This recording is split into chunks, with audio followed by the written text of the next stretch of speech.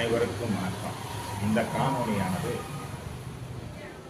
வாரத்தின் 7 நாட்கள் எவ்வாறு எடுக்கப்பட்டது, கோரைகள் எவ்வாறு வகுக்கப்பட்டது, நாம் பார்க்கும் 12 கட்டத்தின் அடிப்படையில் அல்ல என்பதை வலியுறுத்தவே இந்த காணொளி. இங்கு நாம் காண இருப்பது கோராஸ்டார்.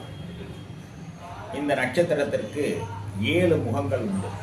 7 முனைகள், அதாவது முகங்கள் உண்டு. இது எவ்வாறு வரையறுத்திருக்கிறார்கள் என்றால், நமது இந்திய ஜோதிட சாஸ்திரமானது ஒளி செல்லும் பாதையில் அடிப்படையிலேயே அமைக்கப்பட்டது.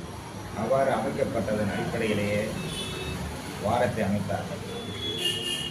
ஞாயிற்றுக்கிழமை என்றால் அன்று சூரிய ஒளி நேராக பூமிக்கு வரும் நாள்.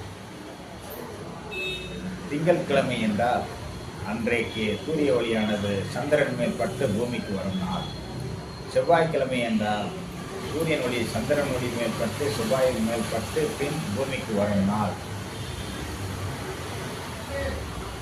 அடுத்து புதன்கிழமை என்றால் சூரிய ஒளியானது சந்திரன் மேல் பட்டு செவ்வாய் மேல் பட்டு புதன் மேல் பட்டு பூமிக்கு வரும் நாள்.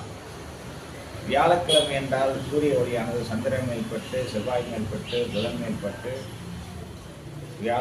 கிரகங்களின் ஒளி செல்லும் பாதையை முதலில் தெரிந்தோம். இப்பொழுது கிரகங்களின் ஒளி செல்லும் பாதையானது சூரியனிலிருந்து சந்திரனுக்கு ஒளி செல்கிறது, சந்திரனிலிருந்து செவ்வாய்க்கு செல்கிறது, செவ்வாயிலிருந்து புதனுக்கு செல்கிறது, புதனிலிருந்து வியாழனுக்கு செல்கிறது, வியாழனிலிருந்து வெள்ளிக்கு செல்கிறது, வெள்ளியிலிருந்து சனிக்கு செல்கிறது, சனியிலிருந்து சூரியன் செல்கிறது தெரிந்து கொண்டோம். இப்பொழுது கோரையை பற்றி தெரிந்து கொள்ளோம். சூரிய ஓரைக்கு அடுத்து, அதாவது சூரியனுக்கு அடுத்த கோணமானது வெள்ளி, அதாவது சுக்கிரன் இருக்கிறது. அதற்கு அடுத்த கோணமானது புதன் இருக்கிறது. அதற்கு அடுத்த கோணமானது சந்திரன் இருக்கிறது. சந்திரனுக்கு அடுத்து சனி இருக்கிறது.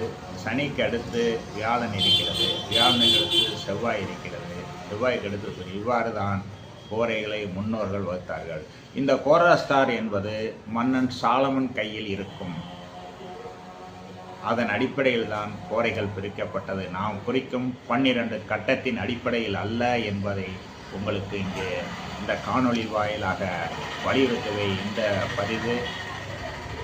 நன்றி, வணக்கம். இது போன்ற காணொளிகளை தாங்கள் காண சப்ஸ்கிரைப் பண்ணுங்கள், லைக் செய்யுங்க, ஷேர் செய்யுங்க. உங்கள் மேலான ஆதரவை தந்துட வேண்டும். உங்கள் நண்பன் ராஜா நல்லுராமன். நன்றி, வணக்கம்.